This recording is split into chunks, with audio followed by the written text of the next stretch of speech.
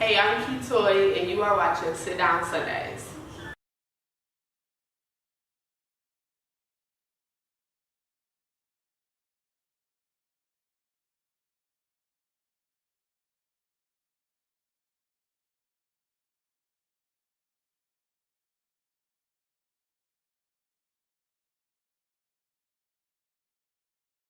Okay, so I'm the owner of Silver Spoon Collection.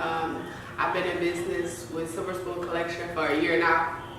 I also have the events called Keys to the City. I've been doing this for a year now. Basically how I got into the Silver Spoon Collection was a collection that basically tended to kids, children. That's where the Silver Spoon came from. I did a release of the jackets, and I had like such a big impact on the customers. I had a lot of good customer review, and a lot of people were asking about the adult collection. So then before I could even release it, which I released it last year, January 28th, before I could even release it or whatever, I had a lot of adults inquiring about adult jackets and whatnot. So I went and I met this guy down at Wolverine Furs downtown on Russell, and I was showing him the jackets that I did and the jackets that I created.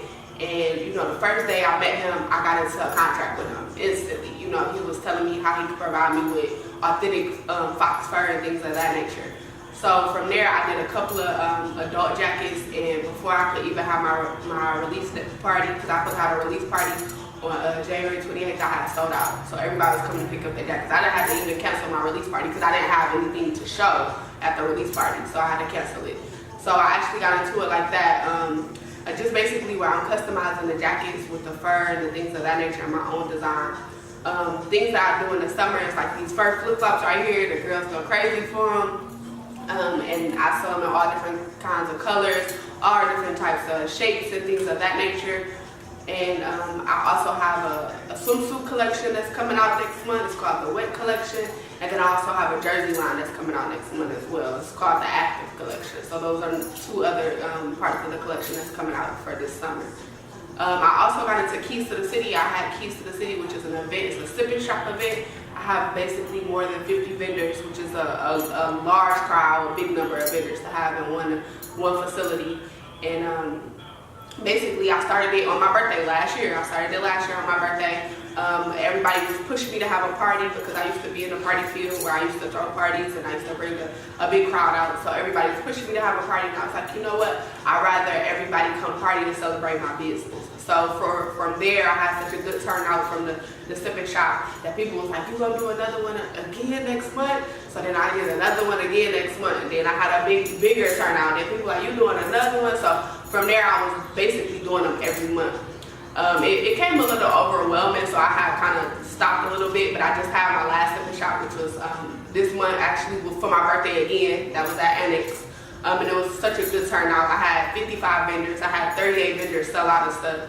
And these is vendors that just got into business too. So they never probably had more than 5 sales, and they sold out all their inventory or whatnot. So this is something that I'm actually going to continue to do every other month. I got into it because I was able to, I'm basically like the plug. I know a lot of connections. I know a lot of different people. So I'm basically able to plug different people that don't know other people with the sip and shop. So it's more than just a sip and shop. It's a networking event. So would you say it's hard to put these events together?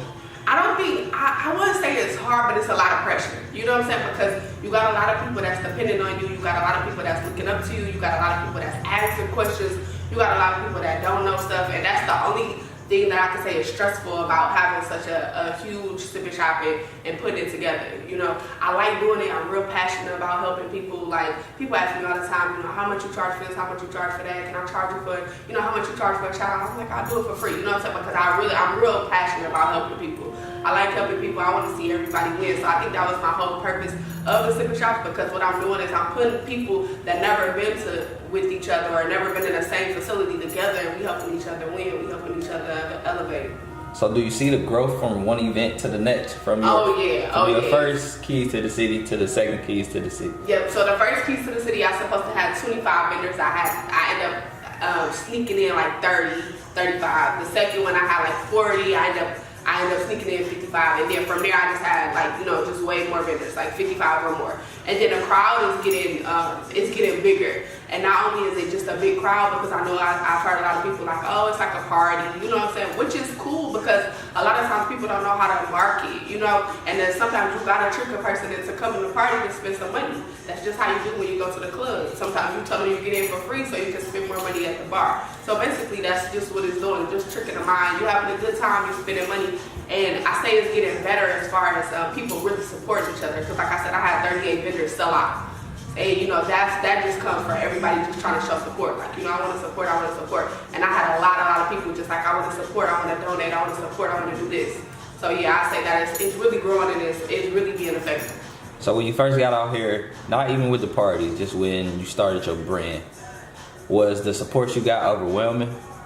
I wouldn't say it was overwhelming. I appreciate the support. Like, I love the support. A lot of people really rock with me. You know what I'm saying? I can't say I'm one of those people that be like, the city hating on me, because I never really, you know, I might have had a couple of people that, you know, may have disliked me or not, but I never had like where it's just like my city just hating on me. You know what I'm saying? My city really rock with me. So I say I really appreciate it, because them really rocking with me, I'm able to kind of make it a trend so they can, you know, rock with other people. So networking, that's what you push. I see you pushing all the time, getting out here, just talking to people, just putting yourself out there, getting to know each other. Right. Do you feel that a lot of people in the city lack networking? Yeah, because you know what? I feel like, I think the good part about me networking is I'm a friendly person. Like, I can go anywhere and meet a friend. Like, I can go to the grocery store and not know you from nowhere, and we can have a conversation about our life for 10 years. You know, I'm a really friendly person. I think I'm real approachable. And I think a lot of people, a lot of people are used to, like, you know, no new friends type thing. You know, that quote. And that's cool or whatnot, but a lot of times those old friends not helping you expand your brand or helping you get to where you need to go. So I think a lot of people are scared to ask people for help because they're scared of, you know, another person like, oh no, I don't know. And then there's a lot of people that don't want to network with somebody else or don't want to network with the next person because they don't want to give them the gems that they got, you know? So I think that we do lack networking. So that's why I've been kind of big on the networking. That's why I have the Marketing Mondays. And it's something somewhat like networking. I'm telling people all the different aspects they can network, all the different aspects they can market. Because a lot of people, they'll start a business and they think, you know, let me get a logo and some inventory and, you know, now I got a business. But they don't really understand the true entrepreneurship of a business. So that's what I'm kind of doing with my Marketing Mondays. Right. So with this Marketing Mondays, this avenue started from you just wanting to let people know your gems and what you can pass on to them. Right. Now, what are your top 5 gems that you give? My top 5. Networking. I mean, I tell everybody, like, as far as like when the sipping shops, I tell everybody definitely, if you've never been to Keyytoii City, definitely attend. If you can't purchase a table, definitely just come. If you got a business, come pass out business cards. You know, come network. So I always tell people, you know, any type of event where it's businesses together and different entrepreneurs, definitely make sure you attend because you never know who you may, you know what I'm saying, you might know somebody that you may need. I definitely encourage networking. With marketing, I definitely always encourage social media interaction. A lot of people aren't so active on social media. I've got a lot of my customers from social media, so I encourage a lot of active interaction on social media. All my vendors, every time they join, I always ask them their Instagram page name, their business Instagram page name. You should also separate the two. It's okay to sell your whatever it is that you're selling, your business or your product, on your personal page, but it's always a good look to have a business page, you know? So I always encourage all my vendors, like, you know, or when I'm on Marketing Monday, separate that from the personal. Definitely, if you don't have a business page, definitely go open one. Another marketing, and I always give people, as far as like, I told them the new gym when I taught at the school with the kids, they was teaching me how to do like the airdrop. So I was showing them how airdropping is kind of a little bit more effective than business cards. Because a lot of times when people get business cards, they treat it like junk mail. They'll look at it and throw it away. But I was telling them, like, you know, you familiar with the airdrop? So I was telling them, like, when you airdrop, you can have all your business contact in there. You can have a picture of whatever it is you sell or whatever it is, your email, your Instagram name, all this. And then when you come in contact with somebody, you can just airdrop it to them. And I told them an effective way of doing an airdrop is always texting them or emailing like, hey, this is Keyytoii with Silver Spoon Collection. I ran into you earlier. Let me know when you're interested in, purchasing or if you have any questions. And I said that's always a good marketing tool. Another thing that I tell people to do is customer feedback. Always asking the customer, how was the experience? What can I do to be better? You know what I'm saying? How did you enjoy it? Would you shop again? Would you refer somebody? That's the top 2 things. You know what I'm saying? Would you shop again and would you refer somebody? If they refer somebody, then they had a good time. Because people are gonna tell everybody, go here. Even if it's 2 McDonald's together, they gonna tell you to go to the other McDonald's next door because they got good customer service. So I just tell people, as far as that, making sure that they're interacting with the customer, building a relationship with the customer. And then another thing I tell people, which is the biggest marketing tool, is customer referrals. Like if you can basically give your customers an incentive for bringing you more customers, they're always going to want to come back. A lot of times when I have customers and they're referring somebody, I give them $20 off their next purchase. So then that way, I'm making sure you come back and shop with me because now you got $20 off your next purchase, And now you're going to send more people because if you send me like 5, 6 people, you done got you a free pair of flip-flops. And people love free stuff, They really do. So I definitely get, a lot of different gems. I touch on different subjects next Monday at 10:30. I'm going to be live with Camille Gavin. And we're going to basically teach businesses how they can price their product. Because a lot of times people are overpricing their product or underpricing their product to where they're not making a profit. So we're going to teach people how to do that. I see that you're very passionate. And I think that's what people love the most about you is you being passionate. Yeah. So on your average day, like today, what's the life of Keyytoii? The life of Keyytoii is busy. It's busy. So, I am a full-time mama. So I'm a single mom. So basically when I'm waking up, I'm dropping my son off and I'm constantly having different business meetings with different business ventures because I'm constantly thinking of different ways to grow my brand. I know that when growing a brand, you kind of have to go with the wave in order to be successful, in order to stay successful. I know a lot of people that go into business and they'll go into bankruptcy 5, 10 years later. I'm not trying to go into that. So I'm kind of keep up with the wave. I'm kind of keep my brand fresh and new. And people love anticipation. So I'm trying to keep those new drops coming. Anything new coming, they love the anticipation, especially when it's a month from now. They're like, okay, gotta have. So I'm just trying to keep my juices flowing. I just hired a new assistant, so I've been in the works of teaching her how to do the things that I'm doing. But it's just really busy. Like I said, I got my hands in a lot of things. I do a lot of different things with the kids, and I just do a lot of different things. Is it difficult to manage everything on your own? That's why you got an assistant? Yes. And I'm unorganized. So I'll be like, oh, okay, I got to do this, I got to do that, I got to do this. Oh, yeah, I remember this. So, yeah. So having an assistant, she definitely keep me a little bit more organized because I'm definitely unorganized for sure. All right, so your assistant keep you organized. Does your son keep you motivated? My son definitely is my motivation. I remember I was just having a talk with my little sister, Dominique, and she was, basically just telling me, like, you go through so much, because a lot of people don't see, like, the things that I go through, you know what I'm saying? Because I'm not posting every time something goes wrong, but they just see that I'm going hard, you know what I'm saying? But y'all didn't see that loss that I took last week. Y'all see how hard I'm going this week. So my son definitely keep me motivated. I thank God every day that I got the honor of being his mom because he keeps me on my toes. Like I said, I'm putting him in a position to where he can be a business owner. So then that way he can start and can learn how to make his own money and how to value it. Now you said a lot of people don't understand what's going on in the background. Do you feel like you get enough love from everybody? Yeah, for sure. I definitely get enough love from everybody, but I know that a lot of when growing in business, a lot of mistakes are made, and that's the way that you learn. A lot of people can give you a blueprint and tell you exactly this is what you do for your business, this is how you do it, and you're gonna make this exact money. But honestly, you're not gonna really truly honestly grasp business or entrepreneurship until you actually go through it yourself and do your own mistakes. So it's a lot of different mistakes that I have made and a lot of different things that I have done, and it's just did nothing but just made me go harder. It's not, discouraged me because I know a lot of people that would have been discouraged, honestly. But it hasn't discouraged me. It just basically, like I said, thank God for my son because it keeps me motivated. So that first time you ran into trouble with your business, you wasn't discouraged, and then you looked at your son like, I gotta keep going because if I don't... I'm not gonna say discouraged because you know what, with and I'm gonna touch on another example with my slipper shop. I had a slipper shop that was at Kobo that kind of went like flat, you know what I'm saying? It went all wrong, and this was supposed to be my biggest slipper shop ever.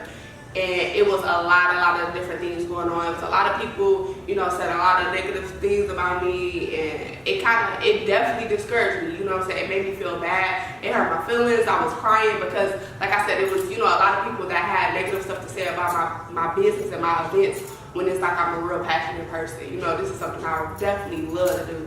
So I definitely was discouraged, but you know, I was just like, you know, I can't give up that easy. You know, some people, and a lot of times if it's too easy to have, everybody be doing it, you know. So I know that I'm going to come through the bumps and things of that nature. So I definitely, was like, okay, you know, I got my kid, I can't let him down, you know, and I'm all he got. Like I said, I'm a single parent, so I know at the end of the day I have to go twice as hard. Is it harder to keep going or harder to stop? I think it's harder to give up, because you know when you get so far, you be like, dang, like right, you really gonna stop? Like you can do so much more. So I think it'll be harder for me to give up. That's why I think I got my foot, like it's not on no brakes. Like I'm going straight for the finish line. So being a mother, we're gonna go to a different subject, do a different lane right now. Being a mother, single mother. How does it feel to be raising a young man? It's tough. I'm not gonna lie, because you know what? I think that my son kind of made me like a tomboy a little bit, because I know that I can't be, you know, as girly on him. I know that I have to be a little bit more harder on him. And then I'm raising a man, so I don't want him to be dependent on me. I thank God that my son acts just like me, so he's very independent. You know, so he don't even want me to do anything for him. I remember he was 5 years old. He was like, "Mom, I want a job." You know, because he see me going to job, working 2 jobs. He's like, "I want a job. I want my own money."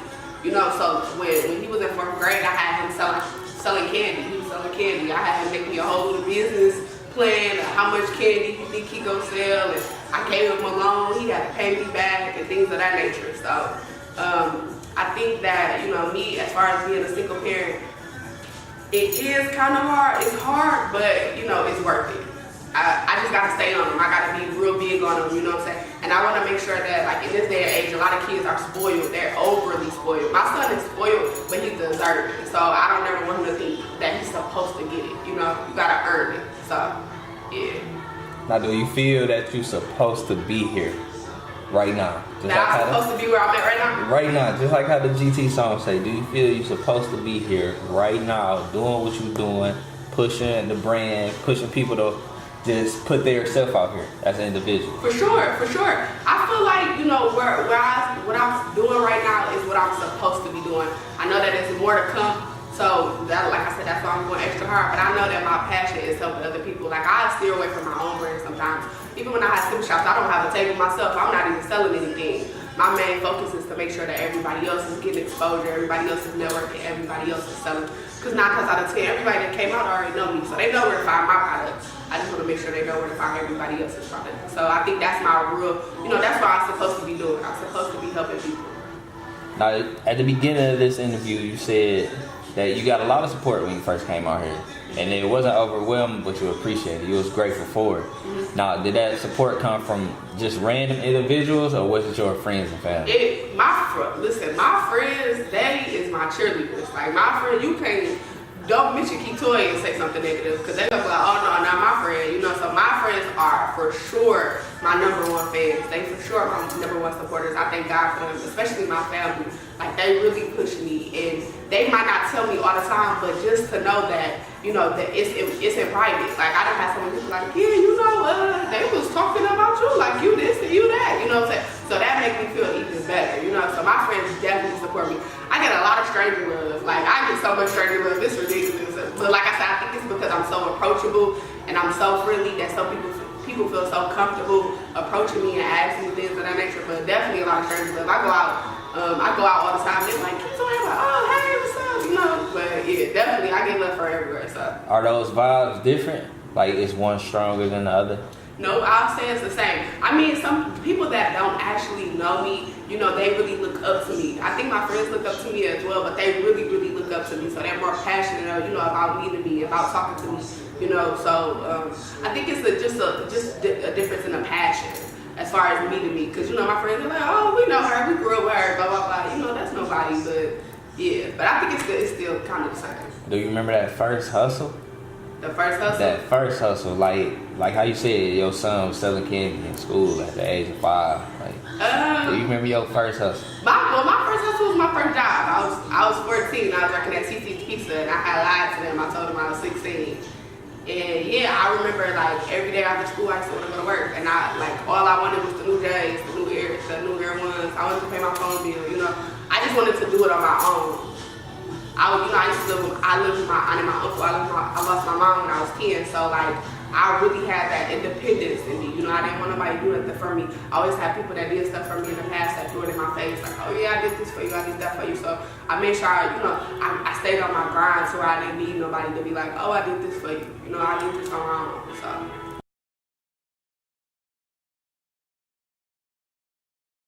having my own money, you know, because like I said, I lost my mama when I was young, so I was staying with my aunt and uncle. I didn't feel comfortable asking them because I'm like, this not my mama, this not my daddy. I don't want to be asking them for money. So when I was working there, first was just having my own, so you know, so I won't feel dependent on a person. And at a young age, I felt like that. Like I said, I started working when I was 14. I was like, I can't wait 2 more years. I need some money now. What's up, man? That's a long grind right there. That's a long time, and you still passionate. You still going right now. So it's like, dang, I'm glad to be here with you. We chopping it up on sit down Sundays. Now, another thing is, with the past events, your past jobs, or just life period, what have you learned over time? Other than networking and being friendly and just putting yourself out there, what's something mentally that you learned? I would say I learned that business is business. I take a lot of things personal. You know, I do a lot of things with passion. So when I'm doing it with passion, I'm doing it with my heart. But I know that when you're in business, a lot of times when you're dealing with people, it's really just business. It's all about the money with them. You know what I'm saying? Some people not doing it from the heart like you are. Some people not doing it for passion like you are. Some people are not going to show you love like you show them love, you know? So I learned to just, as far as like being in business, that business is business. Keep business business, you know? Learn to keep my personal, my feelings in my heart to myself, and, you know, and just keep my personal, my feelings into my business. When I'm doing business with other people, just keep it business. So I think that's what, like, really mentally messes with me. Because I be like, dang, you know, they don't show me as much support as I show them. Or, dang, you know, they don't show me as much love as I show them. Or, dang, I gave them a discount and they charged me full price. You know what I'm saying? I thought, you know, this is how we work. But I just have to know that, like, business is really business. And that's just how it goes. And that's a mental thing that I had to kind of conquer. And it took me a little bit, probably like about 2 years to actually just conquer, like, okay, business is business. Did you have to read any books or talk to a certain individual to get past that? You know what? I'm not a reader. Like I Google some stuff real quick, and then because I like to be the person that know everything, so I'll Google something real quick just to see. But I'm more of a talker person. I talk to a lot of older people. I talk to a lot of business people. I go to a hookah bar in Dearborn, and there's a lot of Arabs out there, and I talk to them, and they give me a lot of gems, you know, a lot of different things about business. So I think, you know, reading is cool, but I'd rather talk to somebody that actually been through it. You know what I'm saying? You know, let me know, okay, this is how it goes, this is what's going on, and this is how this is how it's gonna roll. So I think, you know, I'm more so just talking to people that are knowledgeable about it. Now, have you been in your feelings? Because you said, you know, up and down mental thing, you had to learn that business is business, and sometimes you get in your feelings. Mm-hmm. So when was the last time you was in your feelings? And it doesn't have to be about business, it can be about relationships, or it can just be period. In my feelings? Man, you know what? I was in my feelings my last sipping shop. It was on my birthday and I missed it. I had something going on and I missed it. And I was boo-hooing and I was crying and I was like, this is the event I've been waiting on, and I didn't even be there due to some circumstances. So I was really in my feelings, like, this is not fair, like, you know, this is messed up. But, you know, I got over it. Like I said, people didn't think that after that sipping shop that I just had for my birthday, I was gonna have another one. But like I said, I got another one June 10th at Annex 49. So ain't nothing stopping the shop. I can get in my feelings and hop right out. All right, so tell us about this weight collection you got coming up. The weight collection is a swimsuit collection that I have coming up. It's actually, I'm gonna release it June 10th at Annex. I'm releasing it, it includes like exotic skin. So it's basically gonna be snake skin, lamb skin, different skins of that nature. And I'm gonna have the swim trunks, the swimsuits, the bodysuits, things of that nature. I'm gonna have the swimsuit cover-ups, and that's gonna kind of include like with my fur and things of that nature. Now, your opinion, is Detroit more so now getting into the fashion world, or have we always had our own little swag, own little niche to the game? I think we've always had our own little swag, because even if you go back to the people who wearing the alligator boots and the old school player daddy fits, I think we always had our little own swag. Like even to this day, I still feel like we still got our own little swag. From the bus and things of that nature. I still feel like we got our own little Detroit swag. You can always go to like Miami or somebody and be like, oh, he from Detroit, or she from Detroit. So I think we got our own swag. So you can notice the difference. Yeah, definitely. All right. That's dope. So what would you say to a fashion designer that's coming up? What to look out for? I would tell them to kind of just keep up with the kids. Like I told you, I do a lot of things with the kids. I ask the kids questions, things of that nature. I would keep up with the kids, because the kids is the future, and they're the ones who really setting the trends now, so believe it or not. But I would really just, see what's going on. If it's somebody that's really into fashion, because you can't be into fashion, you can't not know how to dress and be like, I'm about to, be a fashion designer. It don't work like that. So if you're really into fashion, it's definitely keeping up with, the new trends and what's going on and what the kids like. I would definitely do that. All right, because we see you a little drippy today. So did you get yourself dressed, or was it this? Yeah, I just threw this on. I got myself dressed. These shades from Chic and Shady. I got the Silver Spoon collection. Flip-flops, and then one of my vendors, Moday Cheek, she did my jacket too. So yeah, it's a little fire. I got myself dressed for that. You did? Yeah. All right. I might have to get a credit to the assistant. No. I might give it to you. I don't know your name, but I might give it to you. Well, I appreciate you for coming through, man. Cool. Hope you can come back again, chop it up with us on Sit Down Sundays.